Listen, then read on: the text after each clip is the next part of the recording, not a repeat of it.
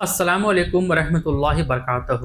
کربلا کی جنگ کے بعد کیا ہوا تھا اور کتنے لوگ بچے تھے حسین رضی اللہ تعالیٰ عنہ کے خاندانوں کی طرف سے؟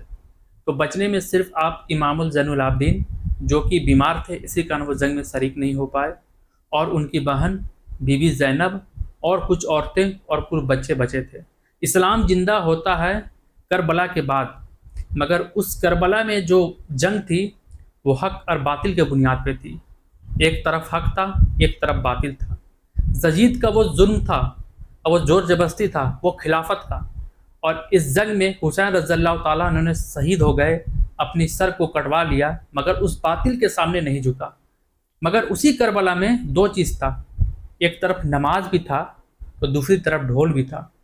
آج ہم مسلمان کیا سنائیں؟ ہم کہتے ہیں نا کہ کربلا کے بعد اسلام زندہ ہوتا ہے، مگر سوچیے آج مسلمان کیا کیے؟ حق کو لیے یا باطل کو لیے؟ پوری دنیا میں عبرت کی نشانی بن گئی کربلا کی جنگ، کہ کربلا کی جنگ کا واقعہ حق کی بنیاد پہ سنایا جاتا ہے۔ اور سوچیے جہاں حسین رضی اللہ تعالیٰ عنہ کا پوری خاندان مٹ گیا اور ان کی نام آج بھی رہ گئی، آج بھی لوگ لیتے حق کی بنیاد پہ، مگر سوچیے کہ اس کربلا کی جنگ کے بعد کیا ہوا تھا، حسین رضی اللہ تعالیٰ عنہ کے خاندانوں کے ساتھ کیا ہوا تھا۔ حسین رضی اللہ تعالیٰ عنہ کا سر مبارک وہ یزید کے لوگ ایک بھالا کے جیسا اوزار لے کے سر کو ایسے لہرائے اور پورے بازاروں میں گھمائے، وہ بھی ڈھول اول کے ساتھ۔ آج ہم دیکھیے کس طرح سے ڈھول باجا بجاتے ہیں، تعزیہ زباں پہ نعرہ لگا رہے حسین کا، مگر یہ عمل کو آپ پہچانیے۔ اس واقعہ کو، اس ویڈیو کا پورا دیکھیے گا، آپ کو سمجھ میں آئے گا کہ اصل پیغام کیا ہے۔ کربلا کے بعد اسلام زندہ ہوتا ہے نا، تو وہ کیسے ہوتا ہے اور کس عمل سے زندہ ہوتا ہے، وہ آپ سنیے۔ تو وہ سر مبارک کو پورے علاقے میں گھمایا گیا اور یزید جہاں شام کی طرف لے جایا گیا، جہاں یزید کی طرف، اس کو دکھلانے کے لیے، اور پورے جو ملک بھر میں گھمایا گیا نا، وہ پورے علاقے میں اس بنیاد پہ گھمایا گیا کہ جو بھی یزید کے خلاف اگر کوئی آواز اٹھائے گا، کیونکہ وہ بہت بڑا ظالم تھا، اور جو حق کی آواز اٹھائے گا، اصل میں یزید کہہ رہا تھا کہ حق کی جو آواز اٹھائے گا پورا گھما کے دکھا دو کہ حسین کے ساتھ کیا ہوا۔ اور اس کا منصوبہ تھا کہ اہل بیت کے خاندان کو پورے نفت نابود پورے ختم کر دے، کہ حق کی آواز اٹھانے والا کوئی نہیں رہے گا۔ مگر سوچیے اس کربلا میں وہ شہادت دے کے اس چیز کو ثابت کر دیا کہ اسلام زندہ ہوتا ہے کربلا کے بعد، اور پورے علاقے میں گھمایا گیا ڈھول تاسے بتاسے کے ساتھ کہ دیکھو حق کی آواز جو یہ ہمارے خلاف اٹھا تھا، ہماری خلافت کے خلاف اٹھا تھا، ہم اس کی حسر کیا کیے۔ اس خوف میں وہ دکھا رہا تھا کہ سب لوگ خوف میں آ جائے، اور ان کے جو خاندان کے لوگ تھے، امام الزین العابدین، بی بی زینب اور بھی کچھ عورتیں اور کچھ بچے، ان لوگوں کو بھی بے پردگی کر کے گھمایا گیا، اس طرح سے گھمایا گیا کہ دکھایا گیا کہ دیکھ لو یہ وہ حسین کے خاندان ہیں جو ہمارے خلاف، ہماری خلافت کے خلاف آواز اٹھائے تھے۔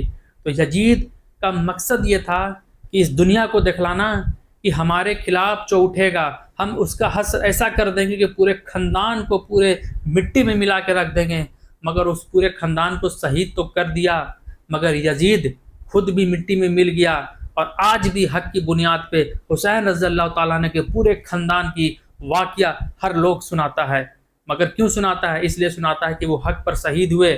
مگر آج سوچئے جس نبی کے نواسے نے گردنیں کٹوا لی، آج سوچئے اس نبی کا امت کیا کر رہا ہے۔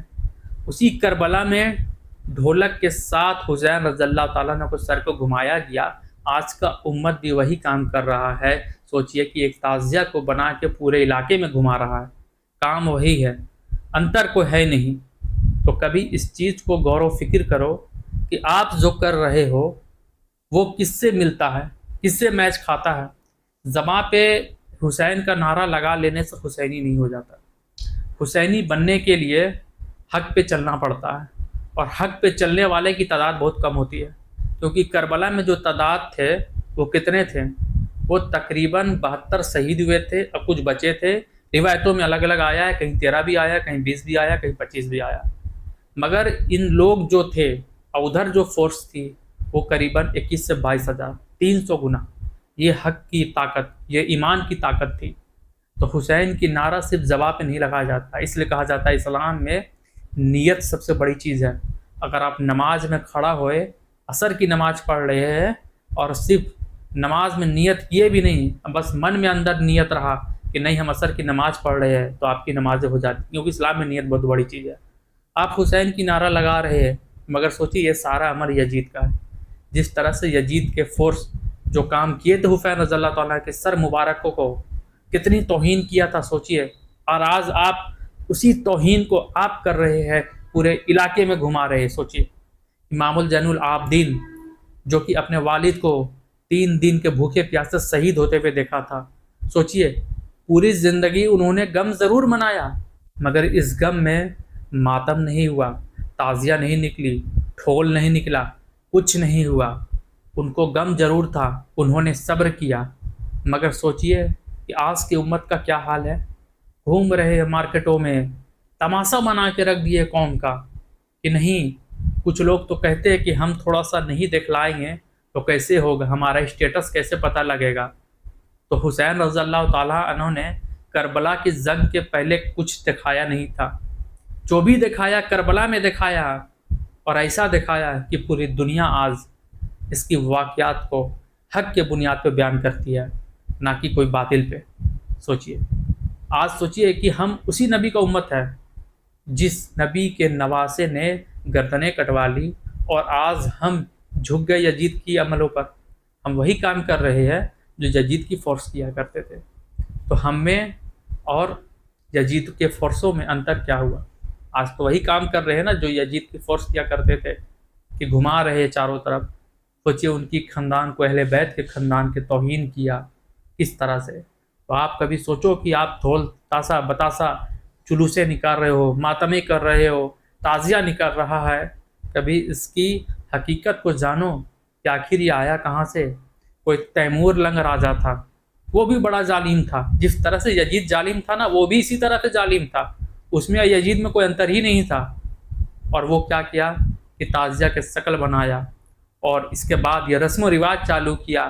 آج دیکھیے پورے ہندوستان، پورے ملک بھر میں یہ رسم و رواج سمجھیے ایک طرح کے طور پہ چل گیا، ہر محرم کی 10ویں میں جلوس نکل رہا۔ امام زین العابدین بھی تو نکال سکتے تھے جلوس، وہ بھی ماتم کر سکتے تھے، وہ تو ان کے والد تھے، ان کے کتنے سارے خاندان کے لوگ تھے، مگر وہ کیوں نہیں نکالے؟ سوچئے جب وہ نہیں نکالے تو پھر آپ کیوں نکال رہے؟ آپ کیوں تماشا بنا رہے ہیں؟ آپ سوچئے آپ اس نبی کے نواسے اہل بیت کے خاندان کا تماشا بنا دیے، جہاں حق کی بنیاد پہ وہ شہید ہو گئے، اور آپ یزید کے عمل کو اپنا لیے۔ آپ ہمارے چینل مدد اسلام کو سبسکرائب کریں، اور ہر ویڈیو کو لائک کریں اور شیئر کریں، اور پریس کر دیں بیل آئیکن کو، تاکہ آپ کو ہر ویڈیو کا اپڈیٹ اسی طرح سے ملتا رہے گا۔